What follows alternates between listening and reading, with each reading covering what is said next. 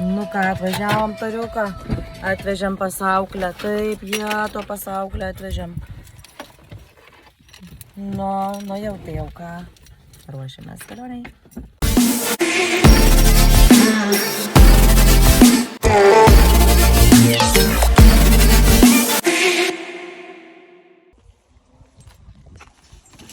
Va, kompanionas naujas.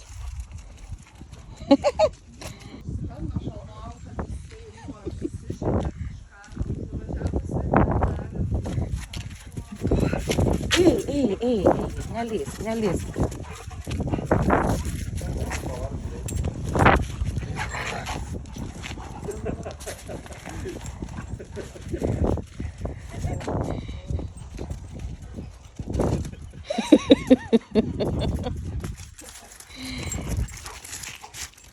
Norėsi istorą?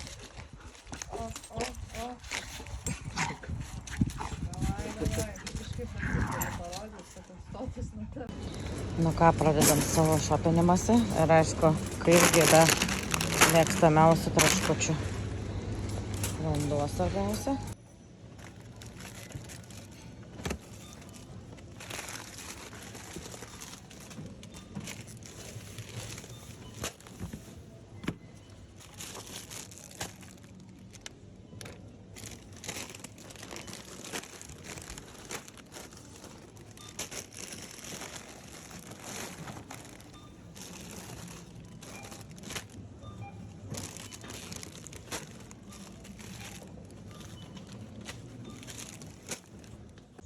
Nu ką, atvažiavom pasimti vaną, dabar eisim padarysim nuotraukų.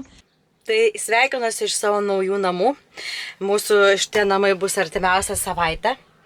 Tai iš tikrųjų labai norėjau anksčiau pradėti filmuoti, bet išsikrovė kamera pasirodo. Tai vienu žodžiu, aišku, turą padarysiu vėliau, dabar visur pilna krepšių ir visa kita. Ir dar namuose belinkiek visko yra. Tai žodžiu, pirmiausia, eisiu viską dėlioti, o paskui parodysiu. Tai jau ir plaukus susirašau, žiauriai karšta pas mus, tai lekiu kraut ir vėliau susitiksim. Tai kol aš čia kraunuosi visus daiktus, fone girdėsite mano balsą, nusprendžiau, kad šiek tiek papasakosiu apie pasiruošimą būtent kelioniai ir apie šitą vaniuką. Tai tiesiog, kad išnaudotų tą laiką ir kad nenuobodžiautumėt žiūrėdami.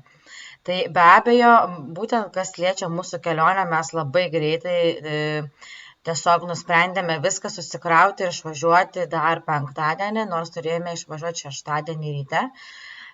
Bet taip gavosi, kad ten, kur nuomavome savo vaniuką, mes gavome vieną ekstra dieną dovanų. Tai šiaip labai fainas vyrukas, iš kurio nuomavomės, ten jie turi iš tikrųjų ne vieną kemperį, tokio dydžio kemperiukas vienas ir dar turi jie 4-vietį kemperį, tada 6-vietį kemperį, man atrodo, dar turi ir dar, man atrodo, didesnį vieną turi. Tai pasirinkimas yra tikrai nemažas ir mes, kadangi esame dviese, tai mes nusprendėme pasiimti tiesiog mažesnį, kad mums būtų tiesiog patogiau ir lengviau keliauti.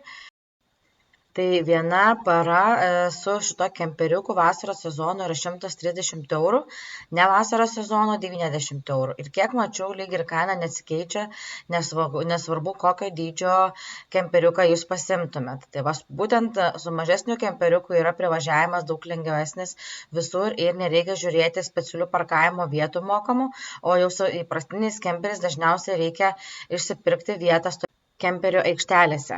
Man atrodo, kad aš išsirašiau į apokalipsę. Realiai aš iš tikrųjų viską suėmiau, dar ir kas gendančio yra namuose, kad nepaliktų gesti. Paskui per savaitę laiko suges. Jėzu, net miltų pasiėmiau. Išpratėjus, ar ne? Aš nežinau, ką tų sanienų imu, bet imu mažą ką. Jeigu tingėtume gamintis ar norėtųsi sriubytės kokias. Tai jeigu domins, iš kur nuomavome savo kemperiuką, tai galite drąsiai rašyti ir būtinai pasidalinsiu su jumis. kur mes nuomavomės. Tai va, kadangi mokėjom vis tiek savo pinigus ir visą kitą, niekas čia mums reklamos neprašė ir neužsakinėjo, tai čia yra viskas mūsų pačių ir ką mes patys sugalvojom, susiradom, teko tikrai nemažai paieškoti ir tikrai ne visur gali rasti būtent tokio mažesnio dydžio kemperių. Tai žiauriai džiaugiausi. Jisai parodė viską, kaip naudotis kelias dienas prieš. Mes viską nusifilmavome, kokia yra instrukcija naudojamas iš to kemperio. Nes iš tikrųjų tikrai daug reikia žinoti, kaip ir su elektra, ir su vandeniu, ir su daug kitų dalykų, ir kaip su tualetu, ir visa kita. Tai elgtis. Tai va, tai viską mums parodė, paaiškino, praktiškai valandą laiko užtrukome, kol mums viską parodė ir supasakojo. Tikrai labai viskas įdomiai ir nekantraujame patys savo kailiu išbandyti visą tai. Tai va, o toliau tai rekomenduočiau apsvarstyti labai gerai, ką ketinate krautis į vaną. Žinau, padaryk vastinėlę kažkur. Atneš dėžutę dar vieną nuo batų tuščią. Dar turi būti. Kuo daugiau dėžučių, nes susidėliosim tokius smulkius dalykus visokius. Gerai. Galėjo ir mažesnį kokią nors susirasti talpą. Persidėt. Kur čia tokį didelį man dabar kišt? Tai ką turiu omenyje, pavyzdžiui, dabar kaip ir man kraunosi, atrodo, turėjom tikrai labai mažai laiko apgalvoti, ką dėtis. Tai realiai mes kaip be galvų visko prisikrovėm. Aišku, aš ir kaip ir iš moteriškos pusės norisi, kad nieko netrūktų ir kad viskas būtų apgalvotai.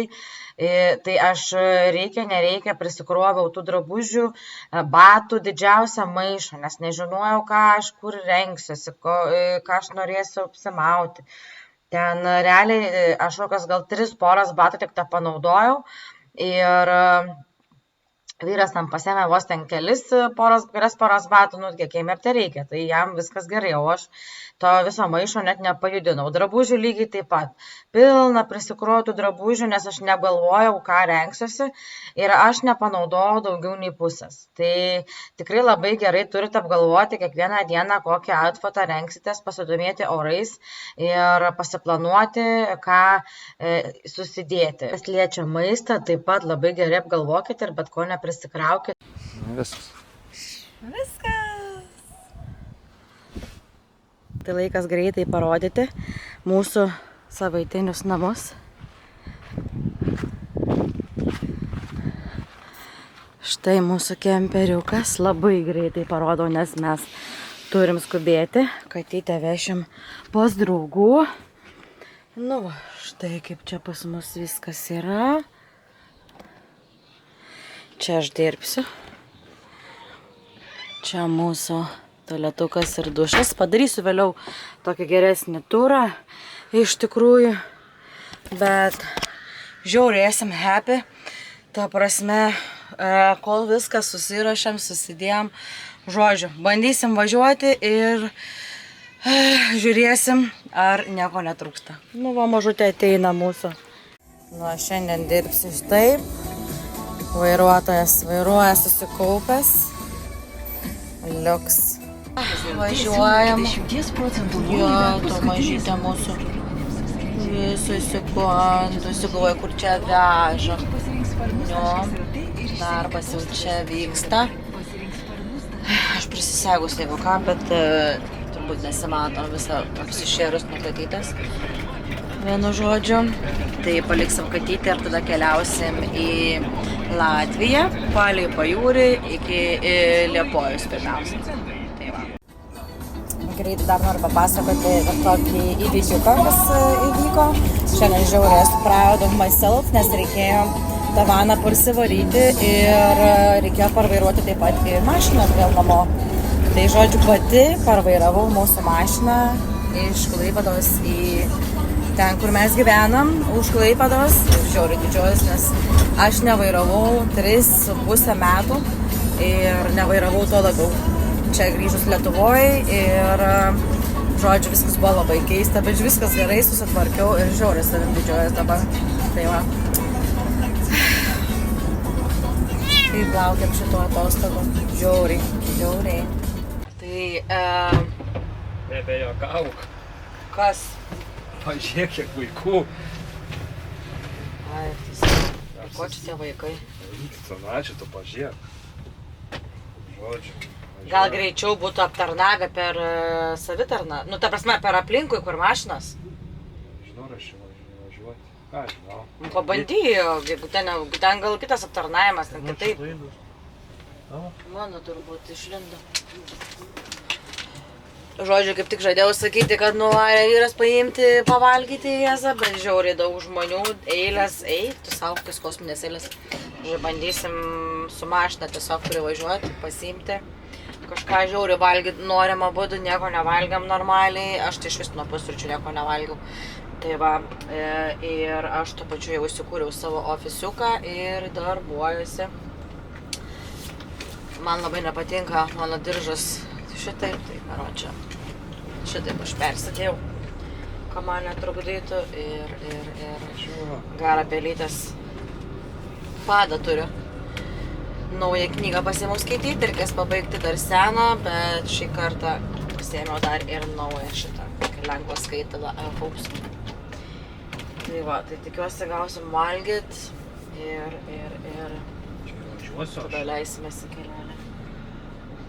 O, blema, koksai siauras važiavimas. Nu, bandyk kažkaip gal išeis gal. Žiauriai čia viskas tight. Žiauriai. Eina savo.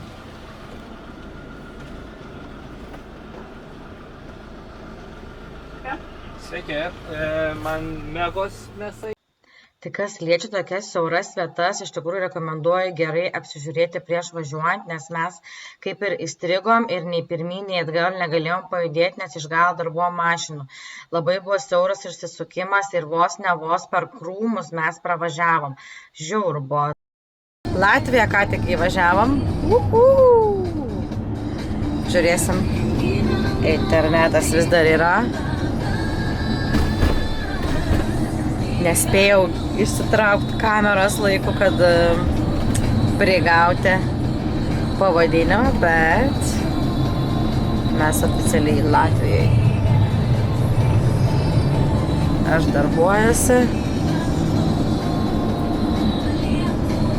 Nu ką, dabar mūsų pirma stotelė bus Liepoja. Žodžiu, įvažiavom Važiuojam link ežero vieną naktį praleisti ir kokį kelią mes karočią pakolėm. Žiauru.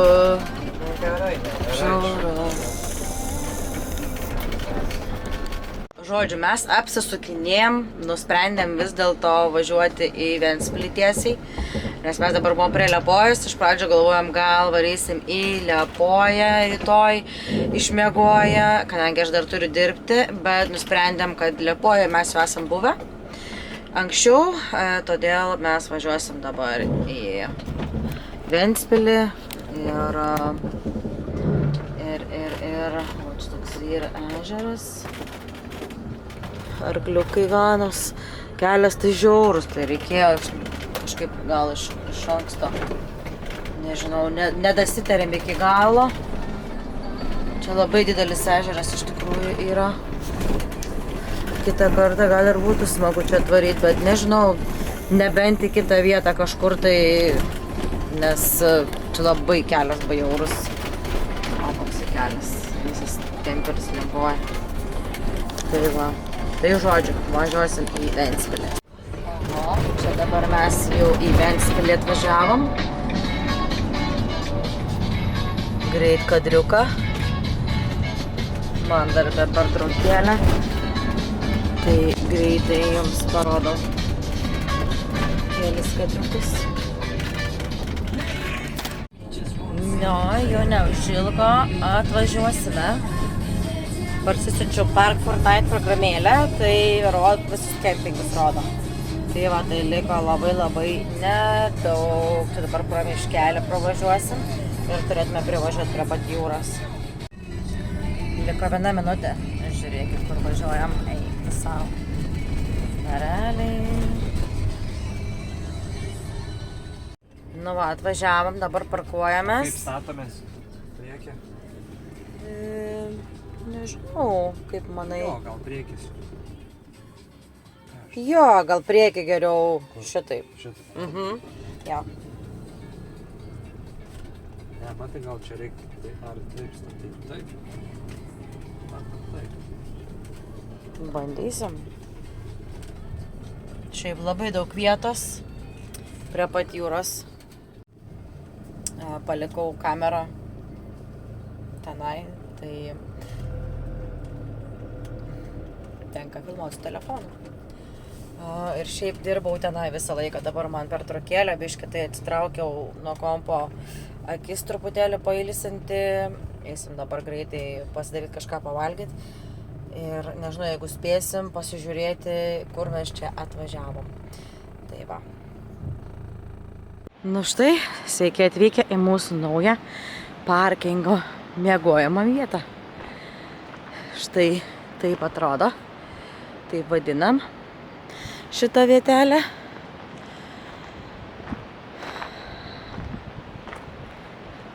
Va, Baltijos jūra, mes esame čia ko gero.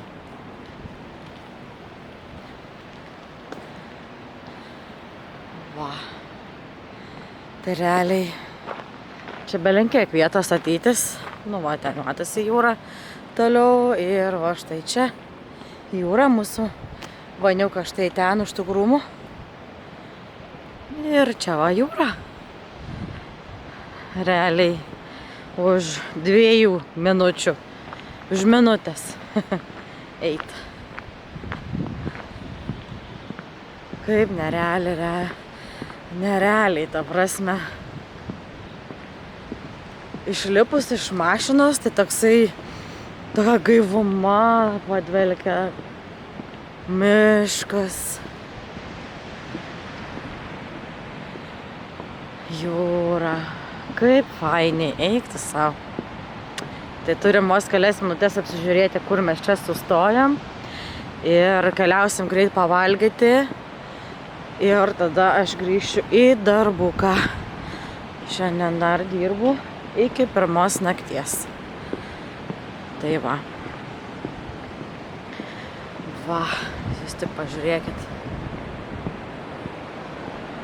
Ta prasme. Kažkaip nujaučiu, kad rytoj pusryčiukus arba kavytę, arba ateitę eisim gert ant šitų suoliukų. Eik tu sau. Nerealiai. Super.